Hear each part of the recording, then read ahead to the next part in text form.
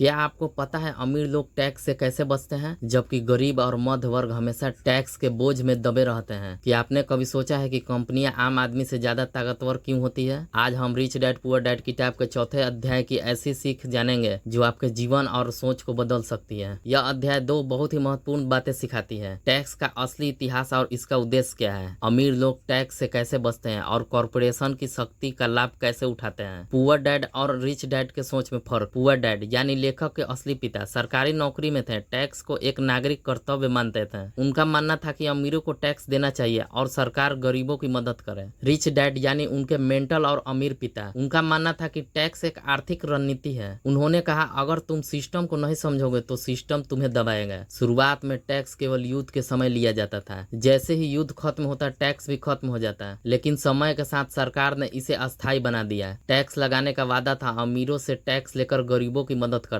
लेकिन वास्तव में हुआ क्या? आज अमीर लोग टैक्स से बच जाते हैं और टैक्स का असली बोझ मध्य वर्ग पर पड़ता है। कॉर्पोरेशन यानी कंपनियां अमीरों का असली हथियार। रिच डैड ने बताया कि अमीर लोग अपने नाम पर कमाई नहीं करते, वे कंपनी के नाम पर कमाई करते हैं। गरीब और मध्य वर्ग का नियम, कमाई टैक्स खर्च। अमीर वर्ग का नियम, कमाई खर्च टैक्स। यानी अमीर लोग पहले अपने बिजनेस से जुड़े खर्चे को निकालते हैं, जैसे गाड़ी, यात्रा, डिनर, घर, ऑफिस, फिर जो बचा उस पर टैक्स देते हैं और यह सब पूरी तरह कानूनी होता है। कॉर्पोरेशन के 5 बड़े फायदे। टैक्स में बड़ी बचत, कानूनी सुरक्षा, अगर कंपनी पर केस हो तो आपकी निजी संपत्ति सुरक्षित रहती है। बिजनेस खर्चों को टैक्स से पहले घटाना, संपत्ति को अगली पीढ़ी को ट्रांसफर करना आसान, पैसा आपके लिए काम करता है, आप पैसे के लिए नहीं। रिच डैड ने कहा अगर तुम अमीर बनना चाहते हो तो कॉर्पोरेशन की भाषा सीखो, आर्थिक शिक्षा ही असली ताकत है। पुअर डैड ने कभी कॉर्पोरेशन नहीं बनाई, उन्होंने सिर्फ नौकरी की। रिच डैड ने सिखाया कि अगर तुम टैक्स, पैसा, इन्वेस्टमेंट और कानून की भाषा नहीं जानते तो सिस्टम हमेशा तुम्हें गुलाम बनाकर रखेगा। इसलिए रॉबर्ट कियोसाकी कहते हैं फाइनेंशियल इंटेलिजेंस ही असली शक्ति है। अब आपको क्या करना चाहिए?